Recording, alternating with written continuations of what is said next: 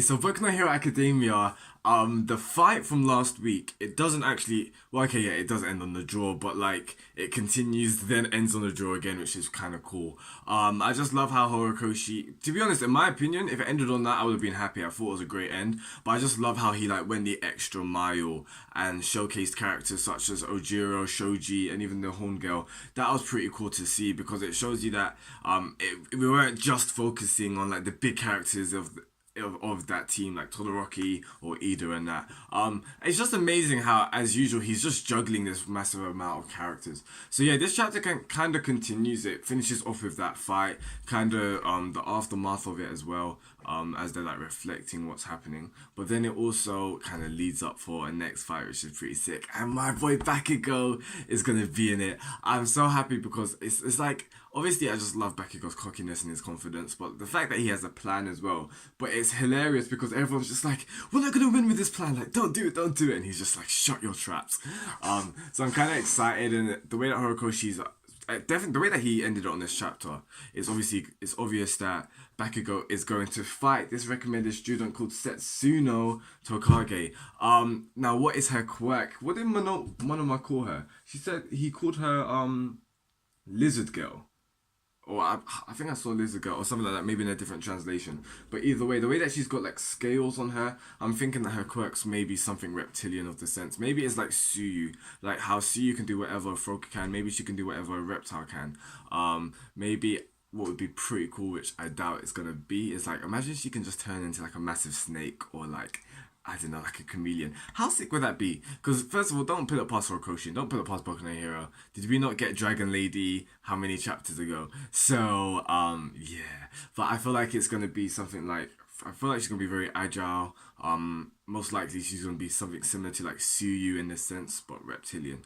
Either way, the fact that she's a recommended student means that she's as strong as Honenuki and as strong as the other recommended students in Class A, such as Todoroki and Momo. So I'm really intrigued to see what she's gonna do. Who do I think is gonna win in this fight? I'm not sure, but I feel like we're gonna see something new from Bakugou, and I'm really excited. You guys know I'm a Bakugou fanboy. But aside from that, other things happen in this chapter as well that I kind of want to talk about. So what Boku no Hero does a lot is, like after these kind of training sessions, first of all, what always happens is they get injured, so they're always in like in the not the hospital, but you know what I mean, like in the medical room kind of thing.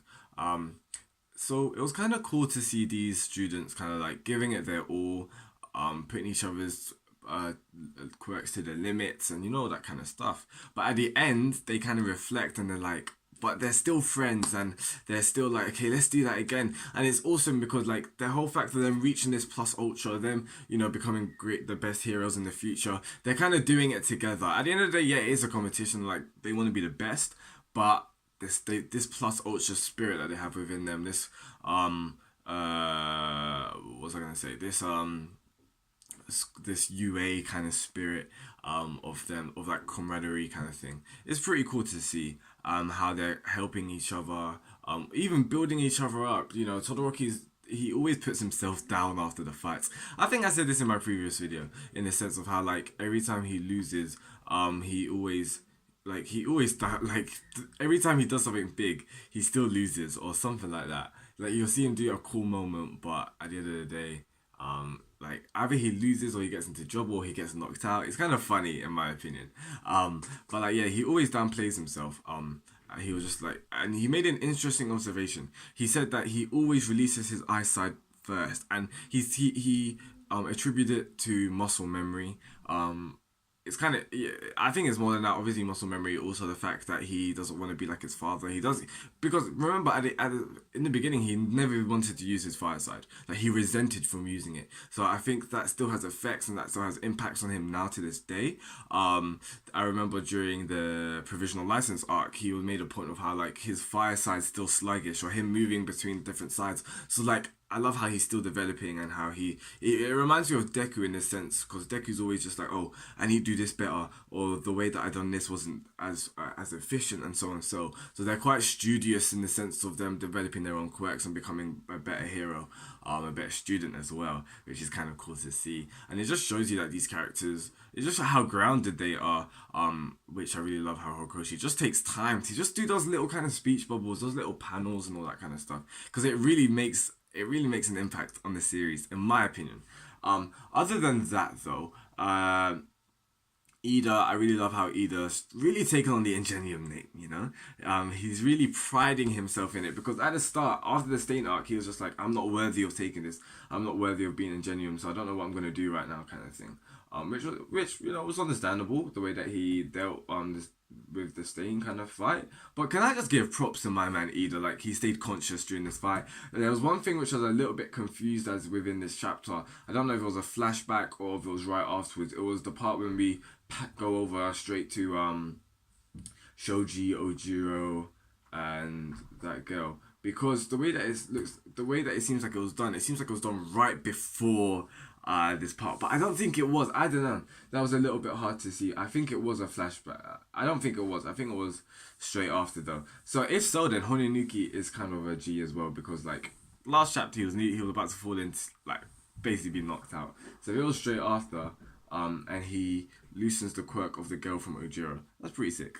I have to really rate this guy because the guy's strong. Like, Honinuki is flipping strong. Imagine what he's gonna be like when he's older. Like, imagine his super moves kind of thing. That's gonna be interesting to see. But other than that, this chapter was really awesome to see. Just developments of the class. I think I'm not saying it's getting a bit long now, but I'm intrigued as to like how many more people do we have left. I feel like if it's not this team, I think it's Deku's team. It's the fifth team. It's gone on for some time. It's gone on for quite some time. But I'm not really complaining, to be honest. But I really did like how they ended of the fight, in the sense of not running away, but biding time. Sometimes that's the best thing to do. It's not always to fight, you know. It's not all on, or sometimes you can't run away. So yeah, guys, please tell me your thoughts in the comments on what you thought about this chapter. If you like that, anything I had to say, please drop a like. That would be greatly appreciated. What do you think is gonna happen next week? Do you think, yeah, what plan do you think Bakugou's is? Part of me feels like it's going to be like Tetsu's. Remember at the start, Tetsu was just like, yeah, we're just going to go in, let's just smash everything, doing a Leroy Jenkins. Part of me thinks it's that, but also part of me doesn't. There's something really intriguing right at the end of the chapter, and there's a panel where Deku kind of just thinks of Bakugou. I'm not sure what that's supposed to mean. Maybe it's the sense that, like, he's really developing, or like maybe Deku's thinking, what's he gonna do? But it's intriguing because it's the rivalry, you know, like Deku's just thinking of Bakugou, and then Bakugou's just like, just watch me. And it's that sense of how, you know, Bakugou's always proven himself.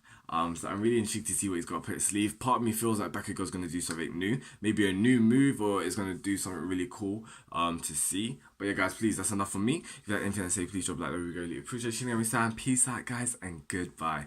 Let's continue the discussion down below.